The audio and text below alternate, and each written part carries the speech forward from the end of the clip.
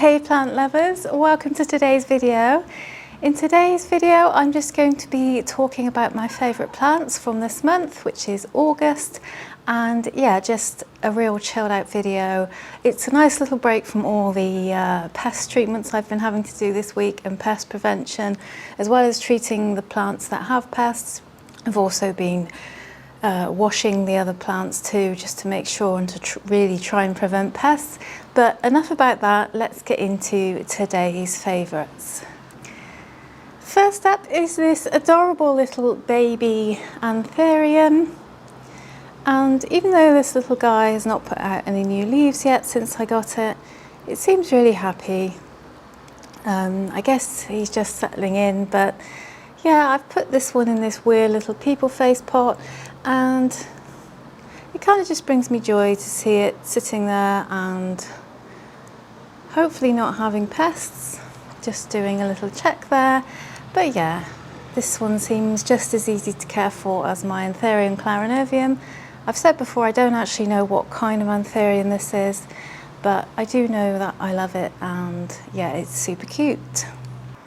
Next is my Epipremnum pinnatum, the Cebu Blue. Of course, I had to pick this one this month, and yeah, it's been growing really quickly, and it's kind of too late in the season really for me to start propagating, so I've just left it to kind of become overgrown.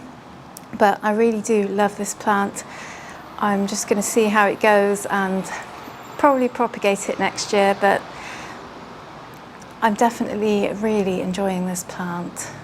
I love the colours in it, and I love the different shaped leaves. It does fenestrate, but the fenestrations come out quite differently. You never know what you're going to get, and yeah, so far it's been really easy care. I haven't actually repotted it yet, and I'm going to try and do that before the end of summer, because yeah, I don't know what's in the pot, so I normally like to repot my plants. I haven't actually done it yet just because I've had a lot of pest stuff to do, so that's kind of taken over. But yeah, I'll definitely have to do that before we go into winter. Next up on my favourites list is my Syngonium mottled, only this time it's not the main mother plant, it's specifically this plant. This is a pot of propagations. I did pot these up, and yeah, it's just nice to see a plant that I created thriving and doing well. I recently put this one into soil out of water, and it seems to be doing really well so far.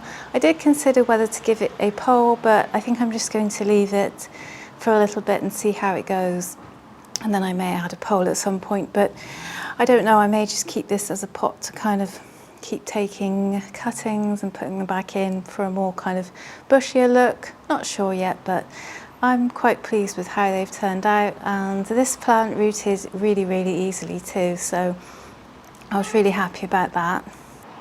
Next plant is my Raven Zizi, and I'm just loving this one at the moment.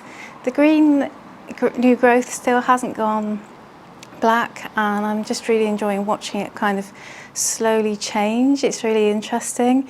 But yeah, this plant has unexpectedly become one of my favourites. It grows so well and it's so easy to care for. It really is happiest when you give it some more light. I know a lot of people will say this is a low light plant, and it can tolerate low light, but it generally prefers brighter light. And yeah, you'll definitely notice it growing faster if you put it in higher light as well. But yeah, I just really like this one because it's so different to my other plants in the colour and the shape and the texture. Everything about it I just really love. And yeah, this one's due for a shower next time it needs watering, so just to try and prevent those pests. But so far I haven't had any pests on this one, but that doesn't mean they're not there. So this next plant, it has been very touch and go for. This is all that is left of my Syngonium elbow. This is all I managed to save, and this one was water propagated. These are the 3 cuttings that survived, and they've been planted into soil here. But I still have really high hopes that this might survive. And we do have a new little leaf there, so that's a good sign. All of the other cuttings I took rotted. Yeah, the root rot was just too extensive. But I did get this little one, and fingers crossed this one does well. You never know. I know it looks really delicate at the moment, but I think if we use this footage to compare in sort of 6 to 12 months time, I'm just hoping that I'll be able to come back to you and say, wow, look how it's flourished. But yeah, it's just given me a little bit of hope there. I'm really loving how my Chinese money plant is growing this month. It continues to put out leaves and it continues to size up the existing leaves. I really enjoy the shape of this one, the way the leaves grow, and yeah, this one is definitely one of my favourites. It's so cool. It's got those unique shaped leaves, and yeah, it's kind of a happy plant to me. I'm not sure if that describes it very well, but it's just one of those kind of bright and cheery plants. And it's also being really easy to look after. It was my first one, but I found it really, really easy to look after, and I'd highly recommend these too. They're really cool and quite fast growing too. I am super, super happy with my Alocasia Sabrina this month because it is putting out 2 new leaves. You can see this one here in the centre.